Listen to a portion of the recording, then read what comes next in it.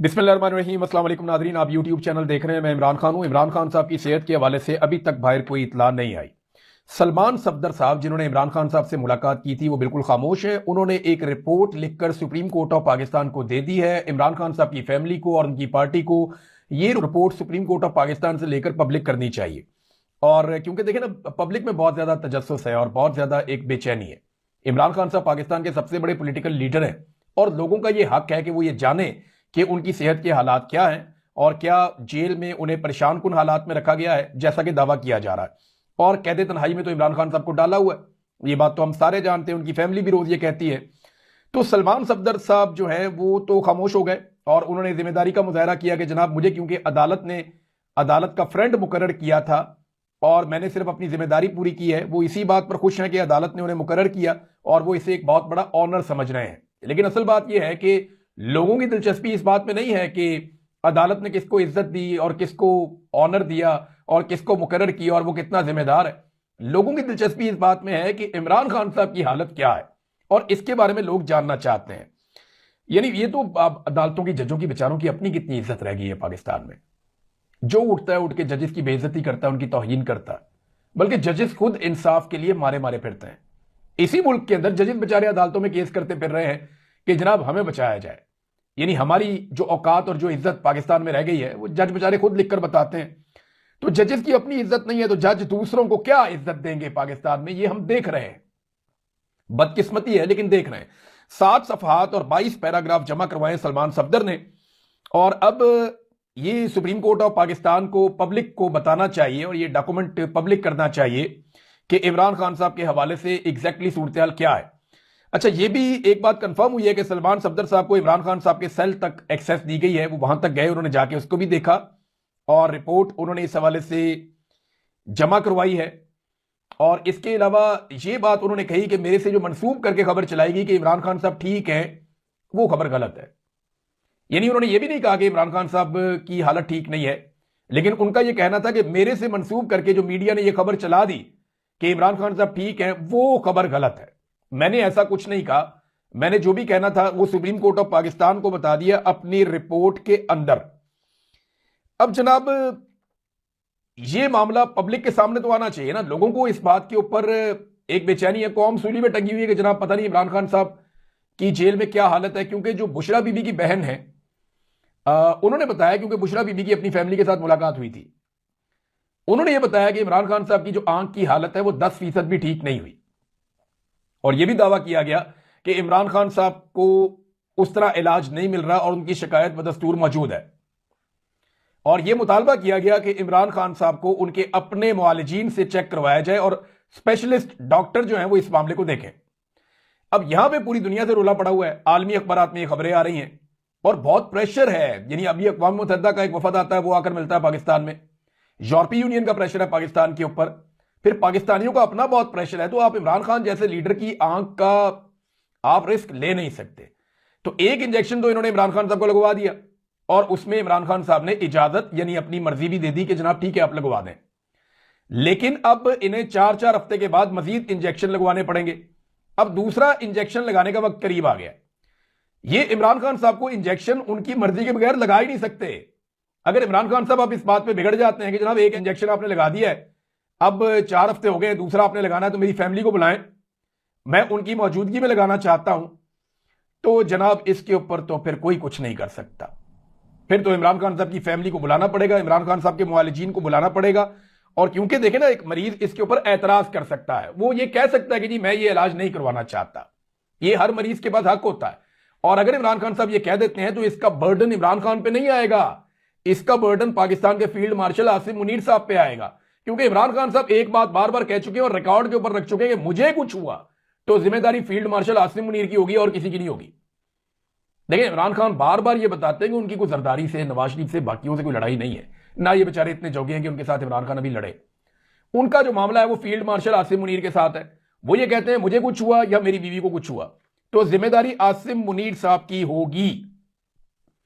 तो अब उनके ऊपर यह बर्डन आएगा कि दूसरा इंजेक्शन इमरान खान साहब को कैसे लगाना है और कौन कौन उस वक्त मौजूद होगा।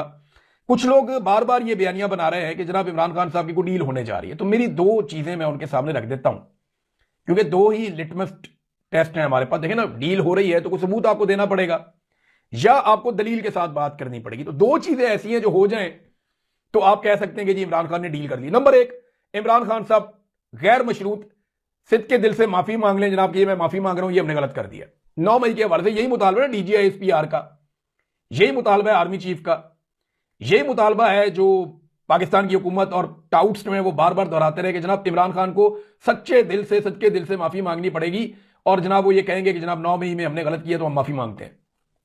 ये एक, अगर तो ये हो जाता है तो फिर आप समझेंगे इमरान खान की वो डील हो गई है जिसके बारे में ये सारे लोग कहते रहे। वो तो नजर नहीं आ रहा, वो तो माफी कहीं भी नहीं है, बल्कि इमरान खान को तो कैद तन्हाई में डाला हुआ है। अगर वो माफी मांग रहे होते तो क्या कैद तन्हाई के अंदर होते? तो सवाल ही पैदा नहीं होता।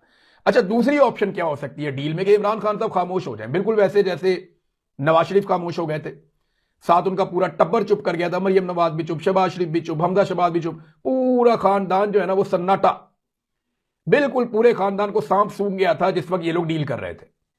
तो या तो इमरान खान साहब को सांप सूंघ जाए, उनकी पूरी फैमिली चुप कर जाए, वो भी चुप नहीं करते, ना उनकी पार्टी चुप करती है, ना उनकी फैमिली चुप करती है, ना इमरान खान साहब चुप करते हैं। अगर इमरान खान साहब चुप करते होते तो इमरान खान की उनकी बहनों से मुलाकात तो करवा देते, या इमरान खान के बेटों को वीजे तो दे देते कि वो आए और आकर मुलाकात करें। तो ये लॉजिक नहीं बनती जो लोग ये कह रहे हैं। मसला ये नहीं है कि इमरान खान फंस गया है या इमरान खान कोई डील मांग रहा है, मसला इस वक्त यह है कि निजाम फंस गया है कि अब करना क्या है। इमरान खान जिसने कसम खाई है ना उसने बीमार होना है, ना उसने अस्पताल जाना है, ना उसने मुल्क से बाहर जाना है, और ना उसने नवाज शरीफ या जरदारी बनना है। उसकी आंख के अंदर एक ऐसा प्रॉब्लम हो गया जिसकी वजह से निजाम फंस गया और उन्हें पता है कि इलाज करवाना पड़ेगा, इलाज नहीं करवाएंगे तो प्रॉब्लम हो जाएगी। और इमरान खान, आपको पता है कि वो बहुत इस मामले पे बहुत सख्त जान है, बहुत जिद्दी आदमी है, वो तो बात नहीं मानेंगे। उन्होंने तो कहा है कि ये मुझे डरा हुआ देखना इनकी हसरत रह जाएगी और मैं जीत कर वापस आऊंगा। तो वो तो नवाज शरीफ नहीं बनेंगे, ना वो जरदारी बनेंगे। तो अब ये खबरें जितनी मर्जी चला दें, जब तक दो चीजें नहीं होगी ना तब तक कोई बिलीव नहीं करेगा। नंबर एक, इमरान खान की माफी, नंबर दो, इमरान खान की लंबे अरसे तक खामोशी। अगर ये दो चीजें ये मैनेज करके दिखा देंगे, इमरान खान भी चुप, उसकी फैमिली भी चुप, उसके लोग भी चुप, और साथ में ये मैनेज करके दिखा देंगे जनाब इमरान खान साहब ने माफी मांग ली, तो फिर तो हम मान लेंगे जनाब कोई डील हो गई है, कोई डील हो गई है, कोई मामला तय हो गया, खबर भी आपके सामने आ जाएगी। लेकिन अगर ये नहीं होता तो फिर काहे की डील है? ये सिर्फ मामला जो लोग कहते हैं ना एनआरओ बार बार चाहिए होता है, वो एस्टेब्लिशमेंट को चाहिए होता है। एस्टेब्लिशमेंट फंस गई है, हुकूमत डिलीवर कर नहीं रही, आलमी सतह पे ये बहुत बुरी तरह फंस गए हैं, पाकिस्तान के अंदर मईशत तबाह हो गई है, दहशतगर्दी इनसे कंट्रोल नहीं हो रही, अवाम के अंदर इनकी मकबूलियत जमीन बोस हो चुकी है, किसी एक जगह पे ये परफॉर्म नहीं कर पा रहे। ऐसी सूरत हाल में फिर इन्हें रुजू करना पड़ेगा, ऐसा लगता है इनका रुजू करने का वक्त आ गया है। नादरीन, इमरान खान साहब को नेक्स्ट इंजेक्शन लगना है, इसके हवाले से सबको नजर रखनी पड़ेगी, पाकिस्तान तहरीक इंसाफ को, इमरान खान साहब की फैमिली को, तमाम लोगों को नजर रखनी पड़ेगी कि किस वक्त उन्हें अब जेल से निकाला जाता है। पिछली मरतबा तो उन्हें नहीं पता था, लेकिन इस मरतबा वो जानते हैं कि वो दिन आने वाला है जब इमरान खान को जेल से निकालना है, तो फिर सबको नजर रखनी पड़ेगी। अच्छा जी, एक और ये खबर है नादरीन, राजा अजहर साहब हैं, ये साबिक एमपीए हैं कराची से, फॉर्म 45 करें तो ये लोग फिर जीते हुए थे। ये फहीम खान साहब हैं, साबिक एमएनए हैं कराची से, और पेशावर से अली जमान एडवोकेट साहब हैं। इन्हें जनाब तीनों को उठाया गया अलग अलग जगहों से, और ये 8 फरवरी के दिनों में एक को तो कल उठाया गया और इनको उठा के इनको बदतरीन तशद्दुद का निशाना बनाया गया। इनकी तस्वीर और वीडियोज मैंने देखी हैं, इनकी आंखों पे पट्टियां बांध के, इनके सरों के ऊपर बोरियां चढ़ा के, ताकि इन्हें कोई देखे ना कौन लोग मार रहे। नामालूम अफराद ने इनको बहुत बदतरीन टॉर्चर का निशाना बनाया। एक तरफ लोग कहते हैं वो डील हो रही है, इधर जो टॉर्चर है वो अंधाधुंध हो रहा है। और ये वही लोग हैं जो इमरान खान के साथ खड़े हुए हैं और इनके ऊपर बदतरीन टॉर्चर हो रहा है। तो पाकिस्तान की एस्टेब्लिशमेंट का किसी किस्म का कोई मूड नहीं है, और इस जुल्म और जबर के अंदर पीएमएलएन और पीपल्स पार्टी दोनों बराबर के हिस्सेदार हैं। आज अगर एमपीए और एमएनए को मार पड़ रही है तो कल बाकियों को भी पड़ेगी। यही मार पीपल्स पार्टी वाले, पीएमएलएन वाले भी खाए हैं। अगर आज फहीम खान ने मार खाई है तो कल जनाब ये साद रफीक को पड़ सकती है, इसी तरह की मार और लोगों को पड़ सकती है, और जमहूरियत वार में पड़ सकती है, जमहूरियत वार में, क्योंकि ये जमहूरियत के लिबादे के अंदर सारा कुछ हो रहा है ना। इसका मलबा सियासी जमातों पे, पीपल्स पार्टी पे और पीएमएलएन पे गिरेगा, वो इससे बच नहीं सकेंगे। वो कि मिलिट्री एस्टेब्लिशमेंट जो है वो इसके पीछे मेन किरदार है, लेकिन ये सियासी जमातें पूरी पूरी सहूलतकारी इन मामलात में कर रही हैं। और ये वो बंदे हैं नाज़रीन जिनके ऊपर बाहर बैठ के बहुत सारे लोग इल्जाम लगा देते हैं कि जनाब ये गद्दार हैं, ये कंप्रोमाइज्ड हैं। ये नहीं, कभी बाहर बैठ के बड़ा आसान होता है ये कहना कि सलम जावेद कंप्रोमाइज्ड है। 500 बैलिस्टिक मिसाइल शुमाली कोरिया से हासिल कर लिए हैं और उन्होंने ये भी कहा कि आखिरी शिपमेंट भी एक दिन पहले पहुंच गया। यानी 500 मिसाइल शुमाली कोरिया से ईरान पहुंच गए, ये उनका दावा है। और वो ये कहते हैं कि 2 मिनट के अंदर ये रेडी मिसाइल हैं और इनको फायर किया जा सकता है और ये 15,000 किलोमीटर तक जाके हिट कर सकते हैं अपने टारगेट को। तो ये तो अमेरिका और उसके इत्तेहादियों के लिए बहुत बुरी खबर है। 15,000 किलोमीटर का मतलब आप जानते हैं और ये 500 मिसाइलों की तादाद का मतलब आप जानते हैं। मुझे इस खबर की सदाकत के ऊपर शक है, लेकिन वो ये दावा कर रहे हैं। बहुत मुमकिन है कि ये इस तरह हुआ भी हो। बहुत से ऐसे रास्ते हैं जहां से मिसाइल पहुंचाए जा सकते हैं। रशिया ने जो इमदादी सामान पहुंचाया है ईरान को, उसके बारे में दावा किया जा रहा है कि वो इमदादी सामान नहीं है, वो दिफाई सामान है जिसको ईरान इस्तेमाल कर रहा है। और गुज़िश्ता एक हफ्ते से हम देख रहे हैं कि ईरान की फ़िज़ाई दिफाई हदूद जो है, जो फ़िज़ाई हदूद है, उसका दिफा बड़ा मजबूत हुआ है और वो गिराना शुरू हो गया अमेरिकन तैयारे। और जैसे कि मैंने आपको पहले बताया था कि वो एक स्पेशल टेक्नोलॉजी से गिरा रहा है जिसको इंफ्रारेड आप कहते हैं, वो हीट के जरिए से डिटेक्ट करते हैं और मारते हैं। तो अमेरिकन ये एक्सपेक्ट ही नहीं कर पा रहे थे कि ईरान ऐसे भी करेगा। बहरहाल अगर ये हथियार आ गए हैं तो मैं आपको वैसे बता देता हूं कि अमेरिका का ईरान से फासला कितना है। स्टेट फासला वो है लगभग 11,500 किलोमीटर और ये जो मिसाइल है इनकी रेंज बताई जा रही है 15,000 किलोमीटर। तो फिर तो पूरा का पूरा अमेरिका ही रडार पे आ गया ईरान के। ये तो अरब ममालिक में जो वो मारता है ये 2,000 किलोमीटर वाले उनके मिसाइल हैं या इससे थोड़ा ऊपर नीचे, तो ये इसराइल तक चले जाते हैं। अभी इसराइली मीडिया ने दावा किया है कि ईरान के पास अभी भी 1,000 से ज़ायद ऐसे मिसाइल मौजूद हैं और ये बैलिस्टिक मिसाइल्स हैं जो इसराइल तक बड़े आराम से पहुंच सकते हैं और टारगेट को हिट कर सकते हैं। ये दावा किया गया है इसराइल की जानिब से। तो लुब्बे लुबाब ये है कि अगर ये बाकरी साहब की खबर सच है, जो तज्जियाकार हैं ईरानी, तो ये अमेरिका के लिए बहुत तशवीश की बात है। और डोनाल्ड ट्रंप का मामला यह है कि उन्होंने पहले 2 दिन का टाइम दिया, फिर 5 दिन का टाइम दिया और उसके बाद 10 दिन का टाइम दिया और अब 10 दिन का टाइम खत्म होने में भी लगभग कुछ 36 घंटे रह गए हैं।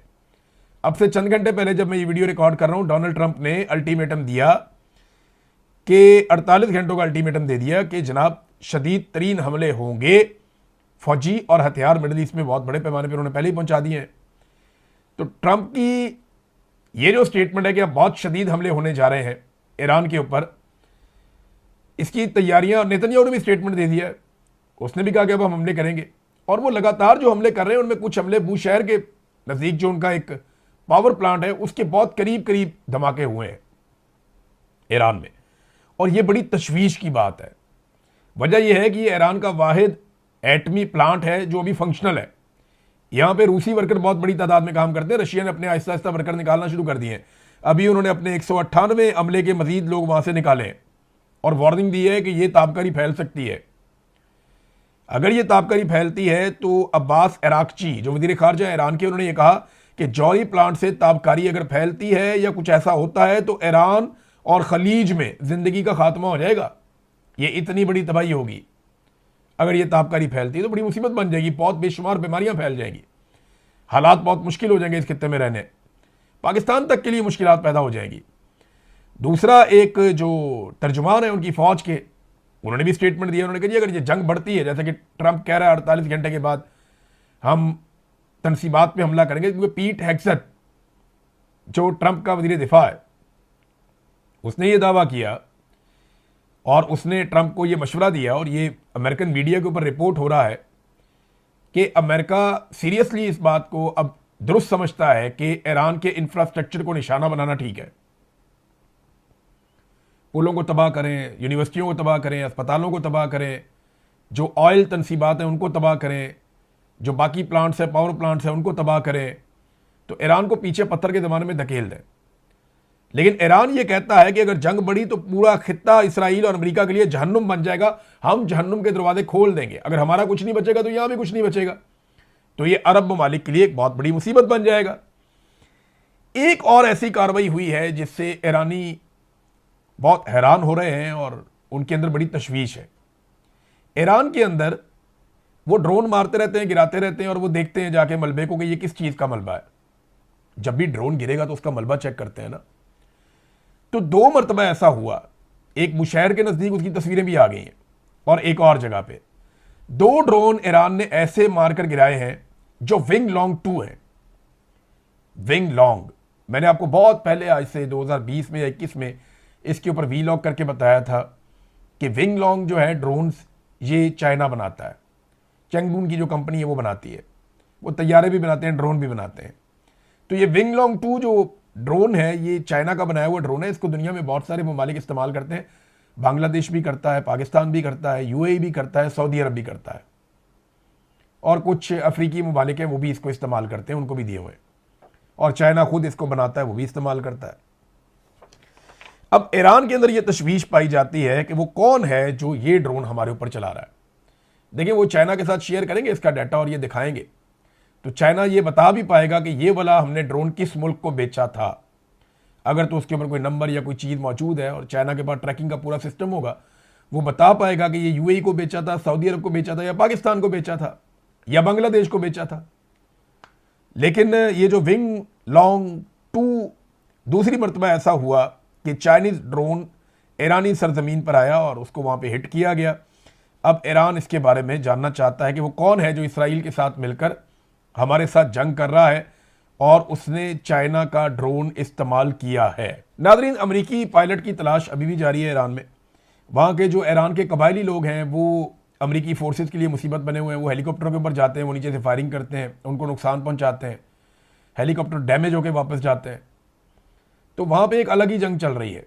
कबायली जो हैं वो उन्होंने जत्थे बना लिए, अपने ग्रुप बना लिए, और वो हर जगह अमेरिकन को मुकाबला कर रहे हैं। अमेरिकन वहाँ पे बमबारी कर रहे हैं। तो एक जंग के अंदर एक और जंग शुरू हो गई है उस पायलट की तलाश के लिए। अमेरिकन को इस बात का खतरा है कि वो पायलट अगर ईरान के हाथ लग जाएगा तो ईरान के हाथ एक तुर्क का पत्ता आ जाएगा और अमेरिका की आलमी सतह पे बड़ी शर्मिंदगी होगी। अमेरिका ने इससे पहले जो नुकसान हुआ, अपने कुछ लोग वहाँ से रेस्क्यू भी किए हैं। अमेरिका दुनिया में कहीं भी अपने लोगों को नहीं छोड़ता, लेकिन यहाँ पे एक बड़ा चैलेंज अभी तक खड़ा है।